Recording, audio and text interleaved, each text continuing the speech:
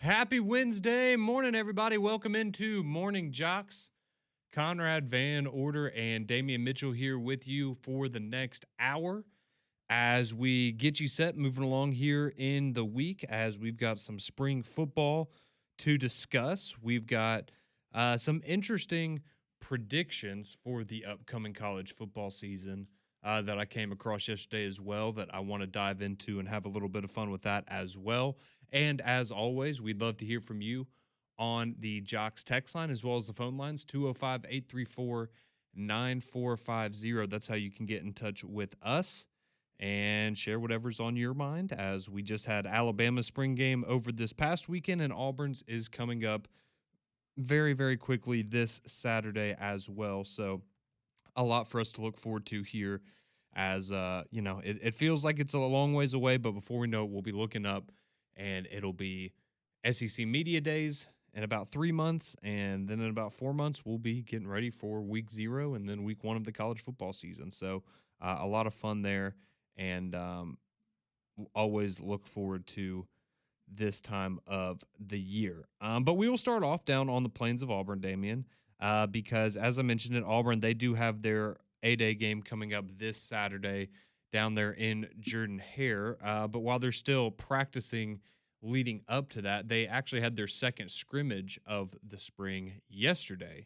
And Alex Golish got to meet with the media, so we'll let you hear some from Alex Golish today as well, and some of his thoughts and comments on how things are going down there with his Auburn Tigers in year 1. But they had their second scrimmage yesterday. It was a situational scrimmage, so they were working through, different scenarios, different things that will come up, of course, over the course of the season. And he had some very interesting comments. And I will just say this: I think the one thing that we've come to expect, and if you're an Auburn fan, you've come to expect, especially from Alex Golish, is that he's going to be honest. And he will, he'll tell you how it is. Like if he doesn't like the way something's going, he's going to tell you that. If he thinks there's something that needs to be addressed, very early on, not afraid to maybe use the media as a bit of a megaphone, because he knows that his players, they're aware of what he says and the things that the fans latch onto on social media and things like that, and so he's going to tell you how it is, and if he thinks there's an opportunity to send a message, he's going to do so, and he certainly did that yesterday as well. But before we get into some of that and let you hear from Alex Golish himself, we'll get into some of the intel coming out of the plains from yesterday. So first and foremost, the format for A-Day, that was, discussed a little more in depth yesterday, finally unveiled, so to speak. And according to Coach Golish, it's going to be an offense versus defense scrimmage there on Saturday. And it's going to be a little bit of a unique one because you're going to have the offense going against the defense the entire time. And it's going to be they're going to have a scoring system that, we know how it works on offense, right? Kick field goal, score touchdown. But on defense, they're also going to implement a scoring method where I guess technically if the defense just dominates on Saturday, that they could win in terms of when you look at the leaderboard or the scoreboard and how many points are up there at the end of the day. So he says that both the offense and defense will gain points based on production. So touchdowns, field goals for the offense. But then on the defensive side of the play of the field, if you make, I guess what you would consider, it says big plays, but I would assume, I don't know if that includes like a pass deflection or if that includes a tackle for loss necessarily. He did mention that, sacks, turnovers, things like that you would expect, those will result in points for the defense. Now, I don't know if is it like fantasy football, so like a sack's worth 1 point, a turnover's worth 2 points, or how exactly that works. Because as we know, obviously, traditionally, right, you only get points if, you got a scoop and score, you got a pick six, something like that. But according to him, big plays, sacks, and turnovers will all equal points on the defensive side of the ball. So it'll be interesting to see exactly how that plays out. But, I don't know. I guess at this rate, try something new. Yeah. See how it works. I'm trying to think. I think, did USC do this a couple years ago where if it starts off as 0-0, or is it the defense has a lead and the offense has to sustain Yeah, I've drives? seen that before. That's a good question. Yeah. Right, because I'm trying to think if it's going to be if the defense is going to be able to score, then I mean, you would you have to expect have that like equal. a turnover would have to be what, like almost 6 points?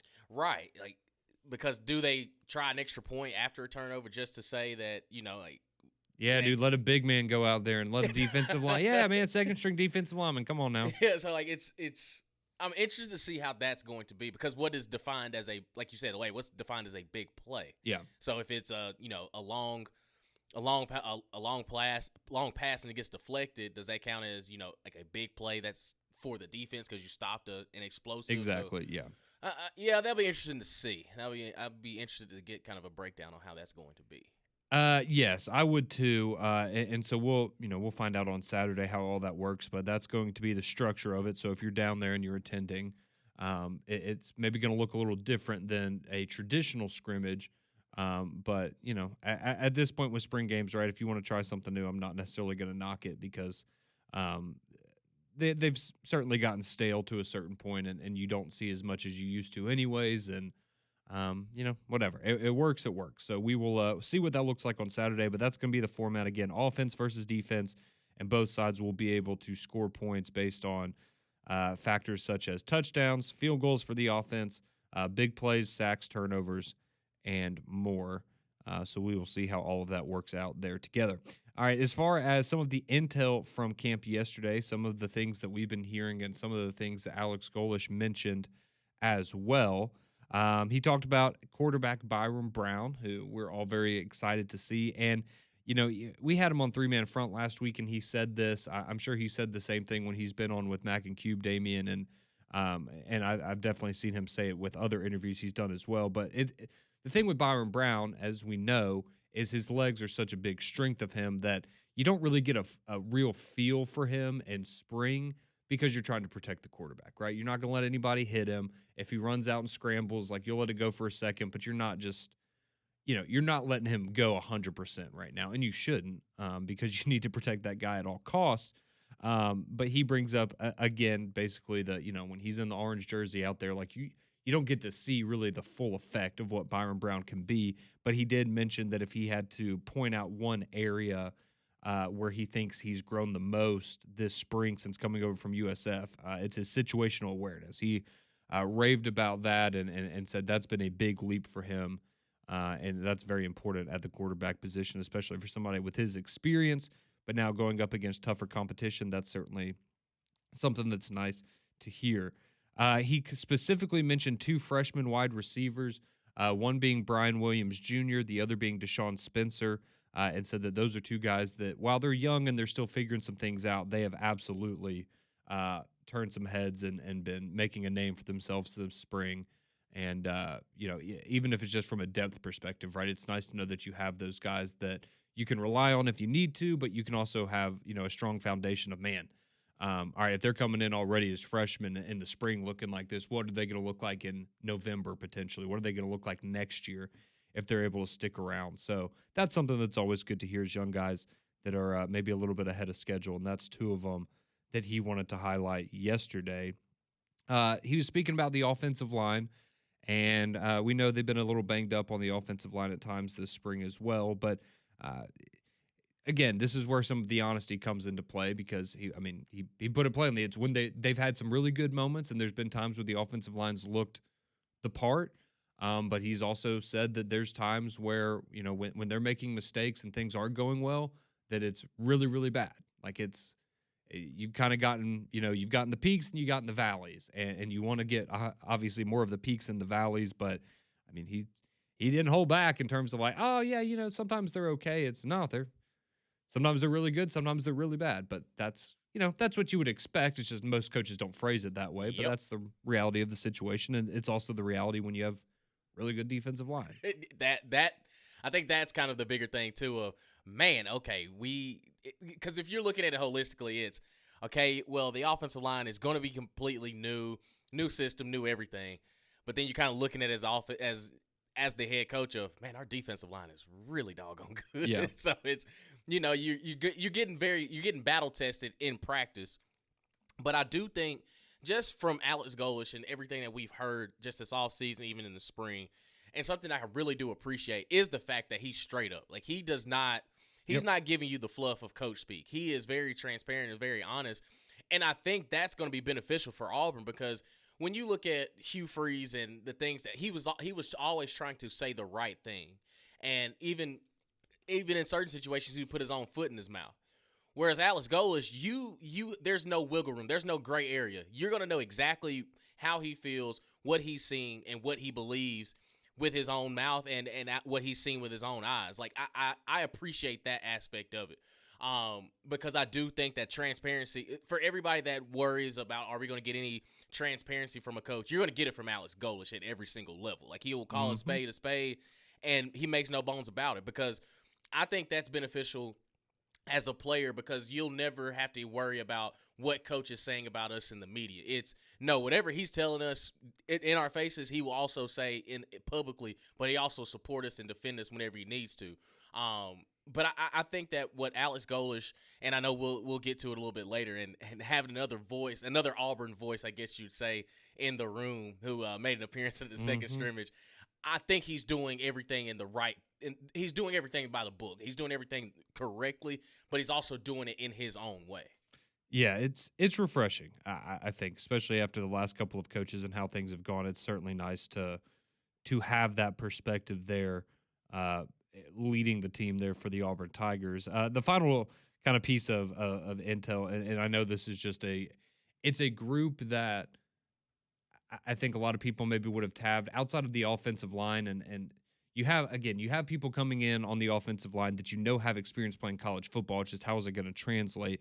But I think the secondary has probably been the area that a lot of people would point out and go, okay, that's gonna need some development in that area, and that appears to still be the case based on some of the things that Alex Golish said, and he did mention a couple of guys who have a number of guys that he's seen grow and develop, but it comes with they're getting better, but they still got a long ways to go, right? Like if they were to roll out there, like this is not a finished product, which is good because you still have 4 or 5 months before the start of the season, and there's a lot of growth that can continue to happen in that time. But it seems like that group is still very much a work in progress, especially on the defensive side, where we know what you got up front, we know what you got at the linebacker spot with Xavier Atkins and guys like that. Like they're not worried about really the front seven. It's going to be what is the secondary ultimately going to be able to develop into?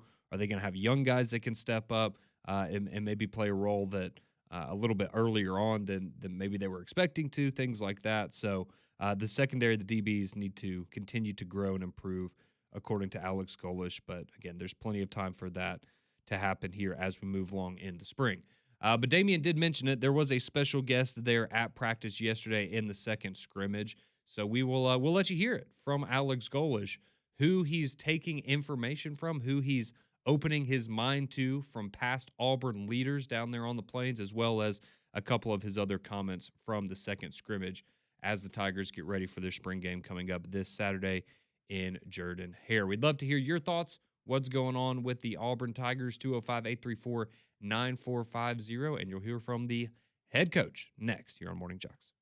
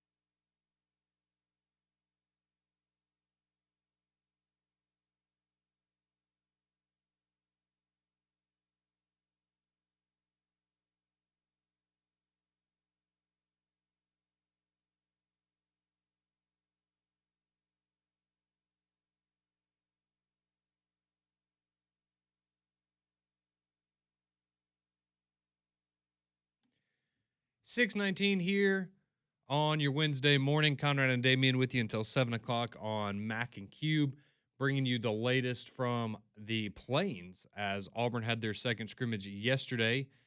Spring game coming up this Saturday there for Alex Golish in his first year with the Auburn Tigers. And we're about to let you hear from the head coach some of the things he had to say yesterday as he spoke with the media after a situational scrimmage, the second scrimmage of the spring there for the Tigers as they continue to get ready for what is coming up on Saturday. But first, let me tell you about our friends at Train.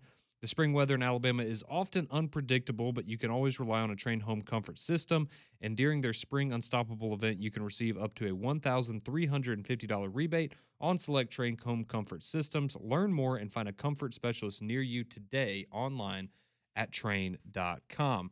All right, so we told you before the break there was a special visitor down on the Plains for the scrimmage yesterday.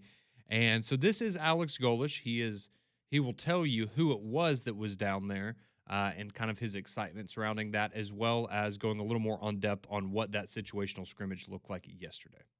First, Coach Malzahn came out. That was his first one of spring. I've been trying to get him here. He's moving back and will be a huge resource for me, and super grateful for him and Christy and the support that they've shown myself and Lex, and which has been awesome. So super grateful to have a wealth of knowledge here and a guy that cares about Auburn so dearly. Situational scrimmage. We went right at 100 plays. So really, again, for the twos, kind of a half of football worked. Started out with a coming out drill, so the ability to get a stop and drive the field, which was a really good work for us. Worked some second and long situations into third downs, playing them out, and then put some special team stuff in the middle, some competition stuff in there.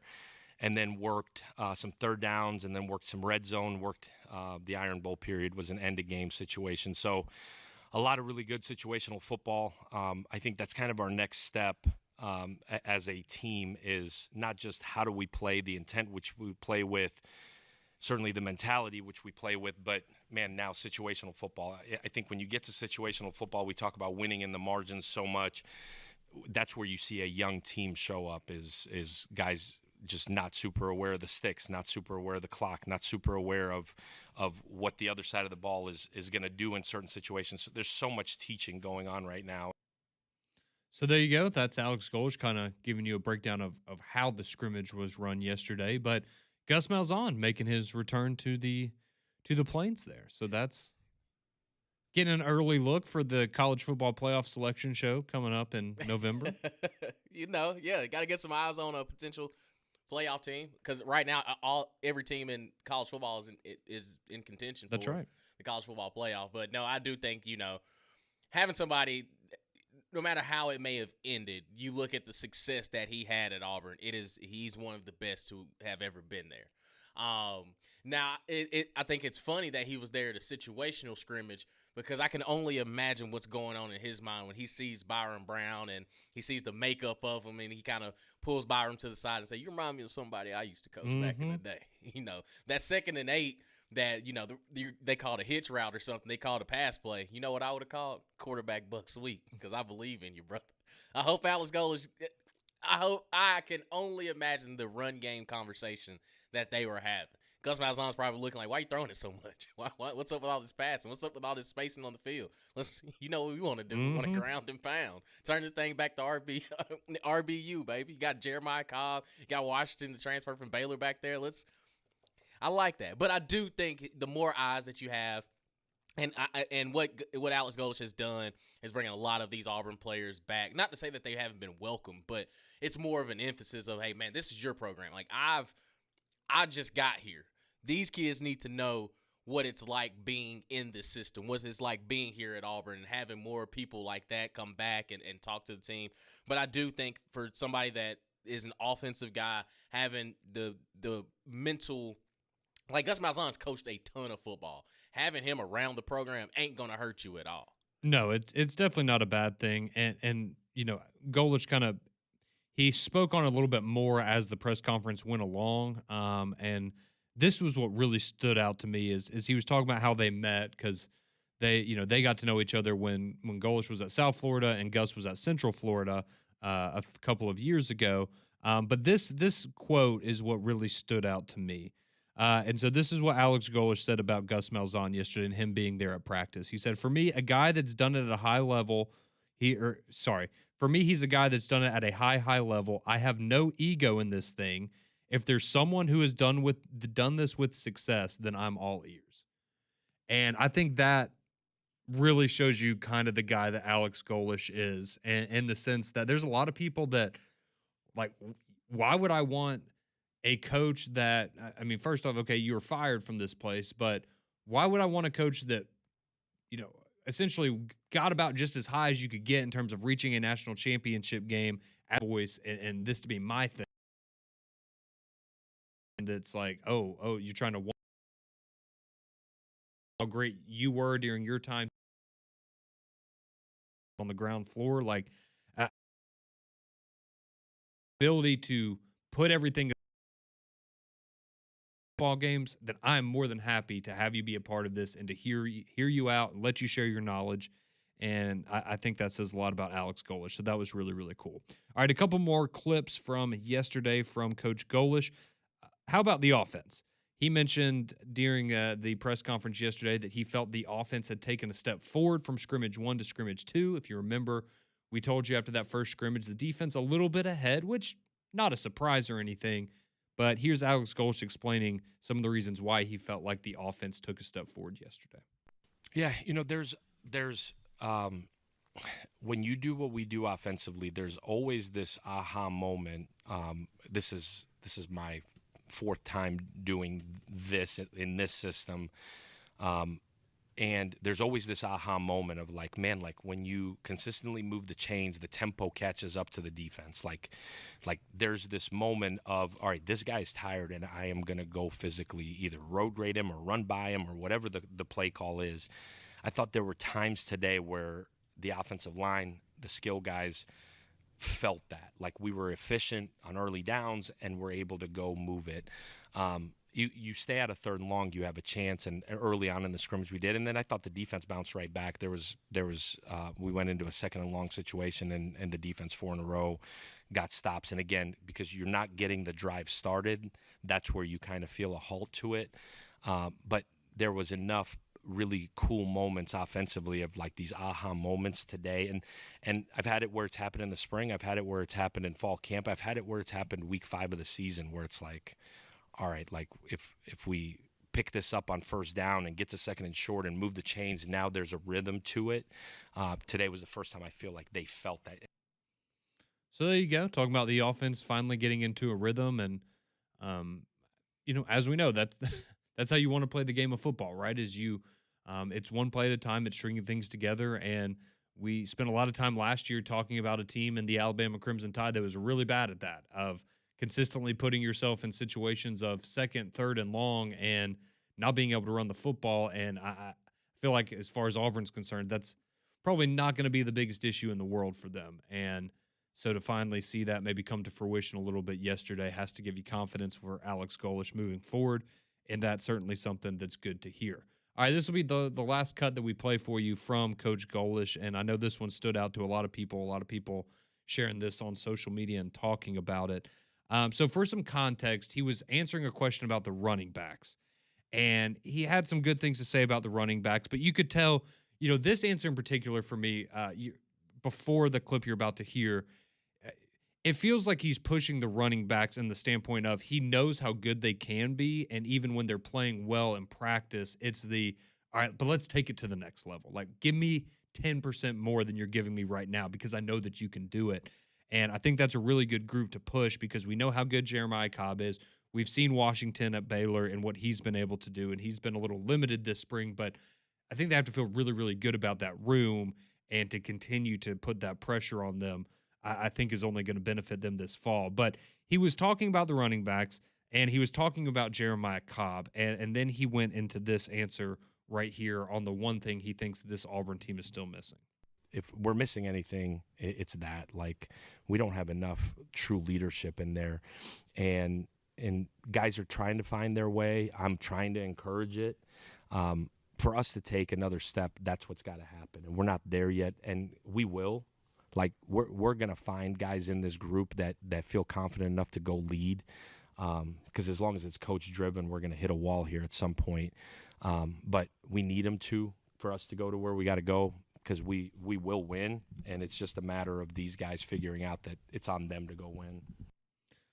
And he was talking about Jeremiah Cobb specifically as a guy he wants to see step up and take a little bit more of that leadership role. But if you were listening at the beginning of the program when we were kind of starting this Auburn conversation, and I mentioned he's going to be honest with you, and he's going to find his opportunities to send a message, whether that's through the media, through the guys directly, what have you. And I think that was very clearly a message he was sending yesterday of, I know the guys are going to hear this. Let's see how they respond to it. Yep. And he hit the nail right on the head. And I think it brings up a great point because of everything is so new. And, yeah, you're going to see guys continue to develop. And think about if you're in Jeremiah Cobb's position right now. It went from, you're so used to hearing a voice from Hugh Freeze, but you were looked at as kind of the gadget back. You were the number 2 guy behind Damari Alston. Then Damari Alston steps away, and now it becomes you on a team that was losing. But you were doing everything that you possibly could.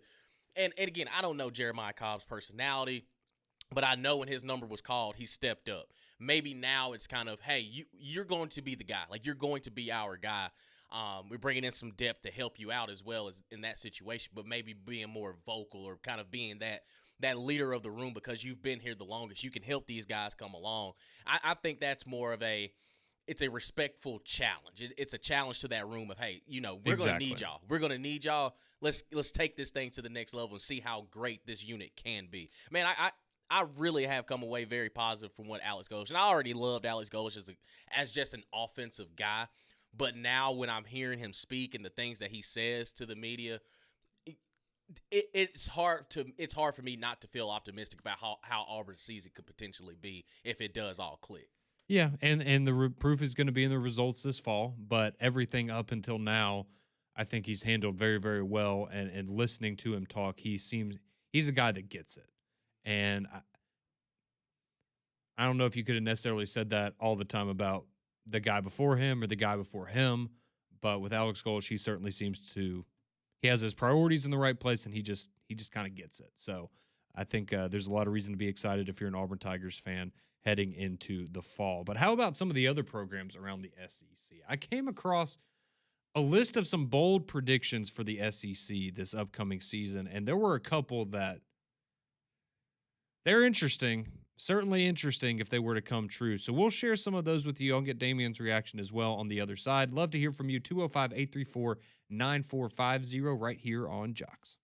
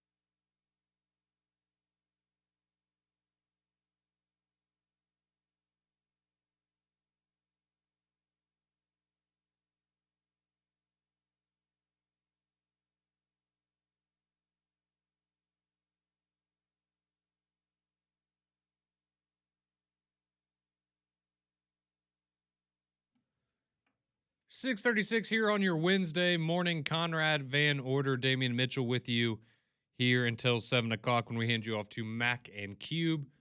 As we've given you the latest from the Plains of Auburn, what we're hearing, the latest intel from their second scrimmage of the spring yesterday, as well as let you hear from the head coach, Alex Golesh, some of the comments he made yesterday after all was said and done there for practice. I guess that was practice 12, 13, if my math is correct, for the Tigers, and they'll wrap up on Saturday with the A-Day game as well. And we'd love to hear from you, 205-834-9450. Some of you already chiming in with some of your thoughts on what's going on with Auburn. But as I mentioned before we went to break, I found some SEC bold predictions for this upcoming season, and I thought some of these were very, very interesting.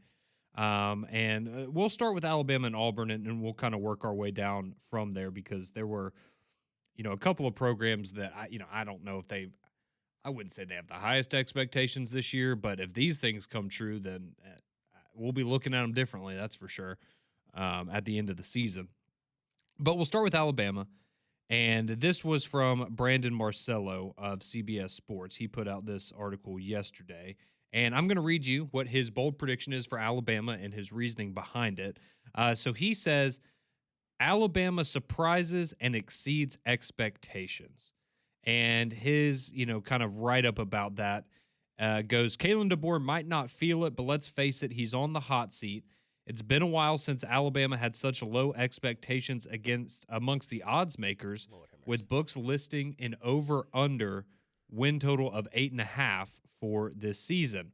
If he falls below 8 wins, do you foresee a situation in which he returns for another season as the Tide coach? Luckily for him, we're going out on a limb and forecasting a 10 or 11 win season for Alabama. Keelan Russell has not officially been named the starter, but he should win the job in August. He was impressive in the spring and provides an additional dynamic that Ty Simpson did not last year. Simply put, the offensive coordinator Ryan Grubb's design.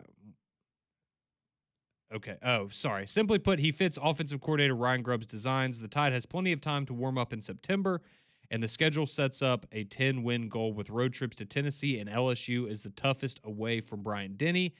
Adding 40 new players, even though they missed out on North Carolina State running back Hollywood Smothers, gives us pause, but that schedule and Grubb's history of developing QBs are enough for this season. So 10 or 11 wins, back to the playoff for Alabama, according to Brandon Marcello. Okay. Again, I find it so puzzling that he's on a quote-unquote hot seat. Do people tend to forget? Alabama made the college football playoffs last year, won a playoff game on the road against a team that beat you in the regular season, and they ran across literally the best team assembled in college football last season, Indiana. Like, I get it. It may not have looked pretty, but the results are still like, hey, they were still one of the 12 teams remaining to play for a chance at a national title. They were. The expectations are different, man. I still expect them to win. I still have expectations of them making the college football playoff. And that might be the more interesting part of it, is the fact that you would say it's a bold prediction to say that they get to 10 wins. It's par for the course to me. But okay. Hey, I just read them. So that's where Alabama is, according to Brandon Marcello. His bold prediction is that they will win 10 or 11 games, and that would put them back in the college football playoff for a second straight season. All right, how about the Auburn Tigers? He writes, Alex Golesh will win 8 games in his first season. It says, the 2020s have been absolute hell for Auburn. The Tigers haven't had a winning season since 2020, the year that they fired Gus Malzahn, and the ensuing run with frustratingly bad fits in Brian Harsin and Hugh Freeze provided more fodder than good memories. Program hasn't been this bad since the 40s, but that changes this fall as the second half of the decade dawns with first-year head coach Alex Golesh. Finally, Auburn has a coach who isn't defiantly arrogant, out of place, or checked out on the golf course. Golesh brought along the best pieces from his team a year ago, including severely underrated quarterback Byron Brown.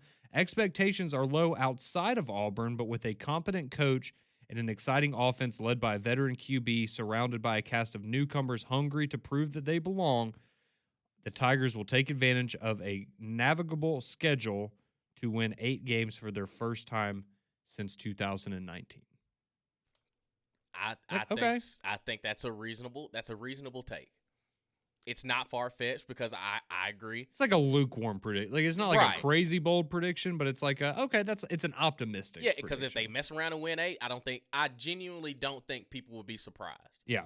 It's where the 8 going to come from. That's kind of when you look at their schedule, it's okay, that means they've pulled off an upset here and there, and then there are teams that on paper that may stack up better than them, and those teams win. So I can agree with that. I think that is very reasonable, and there's a reason why you should have optimism. I agree. Absolutely. All right, so let's move on from Alabama and Auburn. And some of these, there's, maybe we can get into some more of them tomorrow that are a little more interesting, but there's some like he has Texas is like they're going to win the national championship. Okay. Yeah. Like it's pretty sorry, that's the most boring take in college sports at this point. Like I'm not saying they're not going to be good and have a chance to do Right. it, but it's just tell me they're going to be 7-5.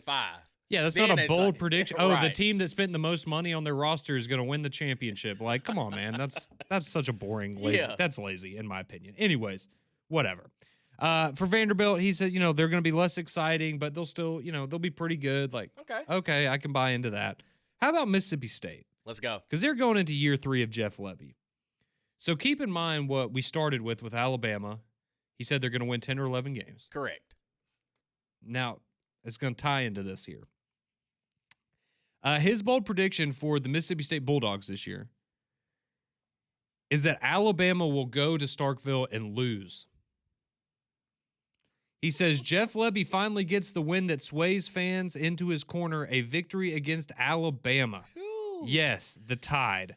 Mississippi State has a great collection of receivers, and quarterback Camario Taylor could be something special in this wide-open offense. One of Taylor's teammates called him a future Heisman winner, and though we know hyperbole is never in short supply in the offseason, the program has positioned itself to strike and knock down a giant. After Lebby collected blue-chip talent at skill positions, the Blue Dogs ring their cowbells and upset the Tide for the first time since 2007. All right, now. Okay.